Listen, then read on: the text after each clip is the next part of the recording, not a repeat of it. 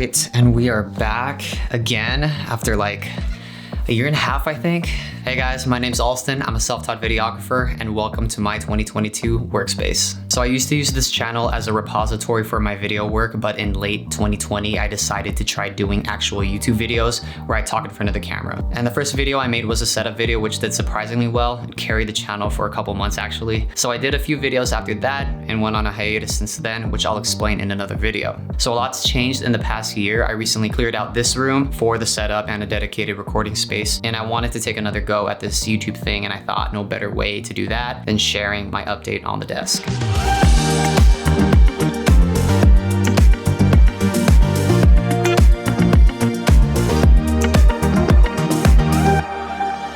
So before, my desk used to be a bamboo top with IKEA Alex drawers as the legs. That's what I've had for years, since like 2016. And I've been meaning to get a standing desk for a while, so I thought this switch up would be the best time to make it happen. So I still have the same bamboo top, but now it's on top of the Jarvis standing desk frame from Fully. I have friends that use the same frame and they've had a good experience with it. Fully is a reputable brand. Their desks have lifetime warranties, and at the time it was the best bang for my buck because it was discounted for the holidays, and for the quality I couldn't pass it up. So the setup wasn't bad. It took me like an hour, and since I used my own top, I had to drill the holes to screw into the frame. Usually if you buy the whole thing, those holes come pre-drilled. So that and actually screwing it together took the most time. But once it was assembled and I used it for the first time, it was awesome. I remember at one of my first internships years ago, they had standing desks in the office, and I've been wanting one for myself ever since. Just having the option to stand and fine-tune the height settings for both sitting and standing positions does make a difference for me because I like to alternate between both throughout the workday.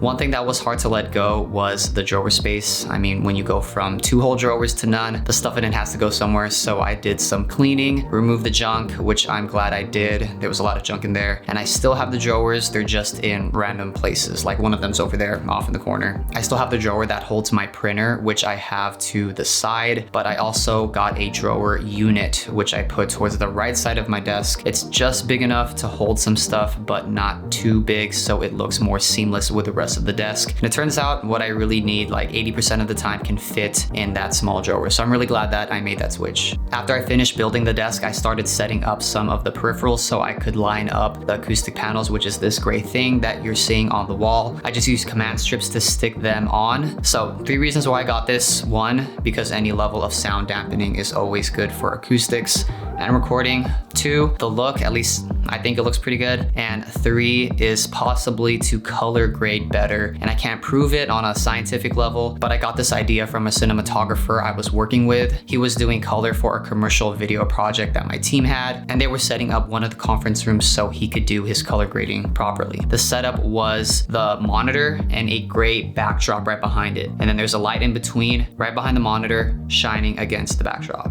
And we turned off the room lights. We even blocked the windows so sunlight couldn't get through. So the room was pitch black except for the monitor and the light against the backdrop. And what the cinematographer told me is that your eyes won't constantly adjust to the environment since it's a neutral color. And because of that, your perception of color is more accurate and consistent. So that's the best explanation I could come up with. Again, I don't know if there's an exact science behind it, but apparently it's a thing. Like editors will paint their walls in dark tones to get the same feel. So I thought it was a cool setup, but I wasn't going to buy a large backdrop or paint my walls gray just to color grade. I'd say I'm intermediate with color grading, but I'm not an actual colorist, so I wouldn't take my setup that seriously. But I figured that these panels could kind of serve the same purpose. It's actually the reason why I got them in gray, and I tried to mimic the setup by putting a small video light behind the monitor pointed at the panels. And after adjusting the monitor brightness, I thought the viewing experience was pretty easy on the eyes for color grading, and sometimes I just stick with the same setup for anything else like typing and browsing, so it was nice to get multiple functions out of the panels. Now onto the stuff that actually populates my desk, starting with my monitor, which is a 38-inch ultra wide from LG. So I used to have dual 27-inch monitors before this, and it was really nice for editing, but whenever I wanted to focus on one task like typing scripts, I essentially had the other screen completely blank, and I actually had a wasted display more times than I would have liked. So that's what made me want to to look into ultra wides, and I've been meaning to get one for a while. But just like my desk frame, getting a good one is expensive, and I didn't have the budget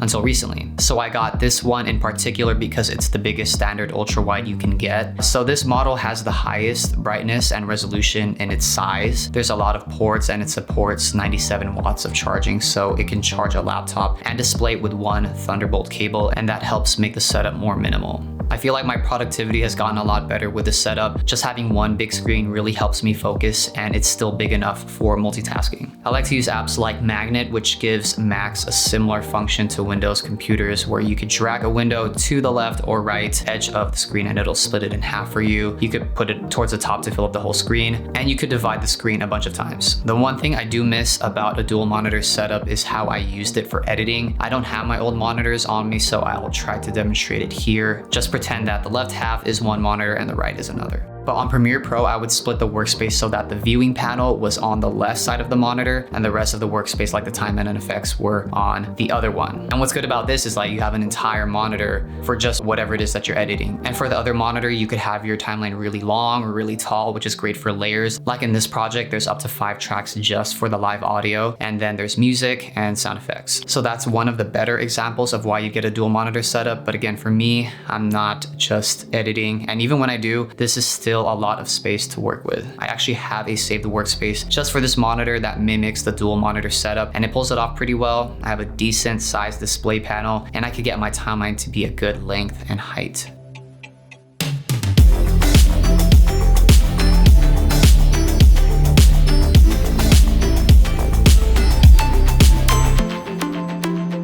So next up, we have my pride and joy, the thing that powers the entire setup, and that's my MacBook Pro 16-inch M1 Max. And this one I've been waiting for years, and even though it was the biggest dent in my wallet, it's worth it because it's a beast. I kind of fell in an awkward spot as a video editor because I prefer Macs, but I like to use Premiere Pro to edit. And for a while, that was known to be a notoriously bad combination because it wasn't well optimized. And I think I could speak for a lot of us Adobe editors when I say that it just wasn't good. It wasn't good at all. But these new Macs definitely break that trend because it's actually well optimized, and the new processors are just that good with performance. It's literally the first time I've been able to go through an entire video project and have no lag at all. It's insane. I could talk about it all day, but I'll go more in depth on my experience with this MacBook in another video. I usually have it docked because I find it to be a cleaner look. I experimented with a couple different setups with it opened, and I really tried to make it work because the screen's really nice, but I just found it to be more of a distraction from my monitor. Same reason why I went from dual monitors to just one. When it's docked, I just need 2 connections to it, one for audio and one for the monitor, so it's really easy for me to switch between my personal and my work laptops.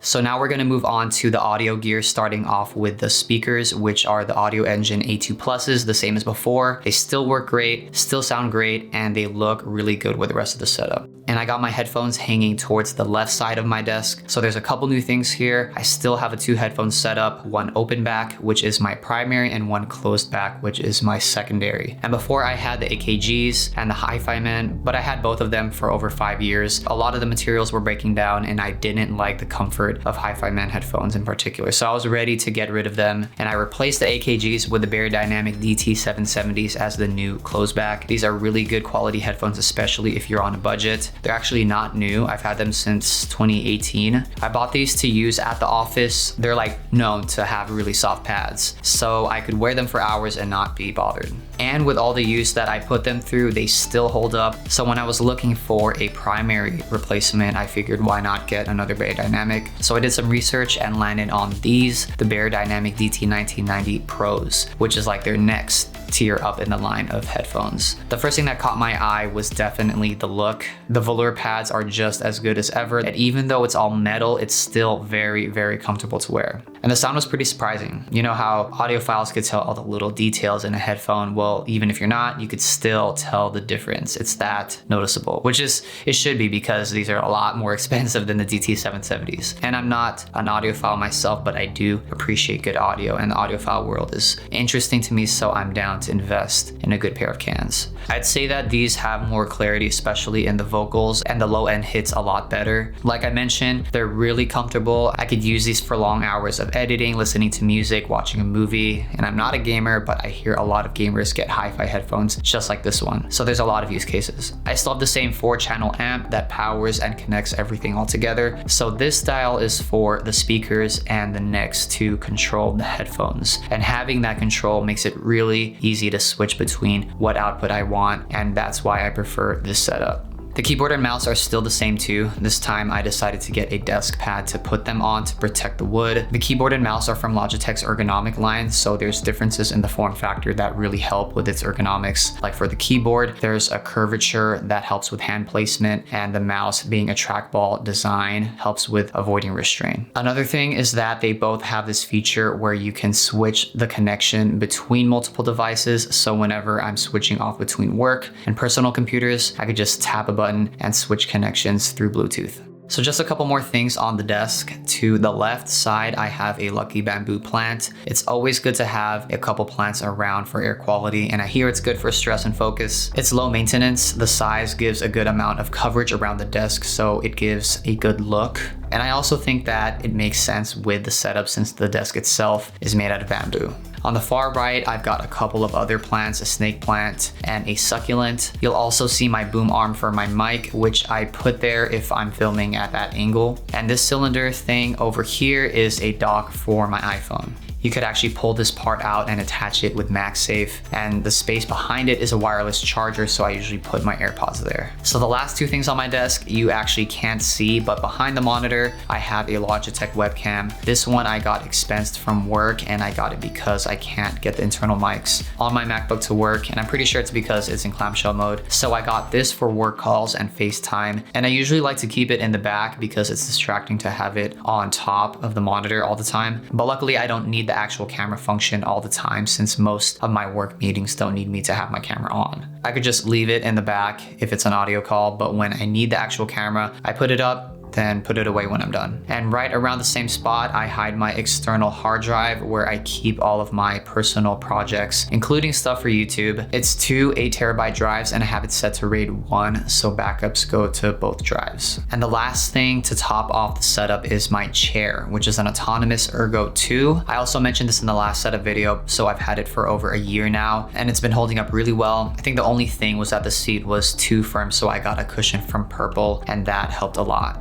So that is the update to my 2022 setup. I think having this and just a dedicated space for filming will really help with consistency. I'm gonna take things slow so I don't just go on a hiatus like last time. But if you're a returning subscriber, I just wanna say thank you so much for sticking with me all this time. And if you're new to the channel, welcome. Like I mentioned in the intro, I'm a self-taught videographer, and I plan to focus my channel around educational, lifestyle, and product related content within the realm of video creation. So if any of that sounds interesting to you, please consider subscribing. All right, I'm gonna end it here, guys. Thanks again, and I'll see you on the next one.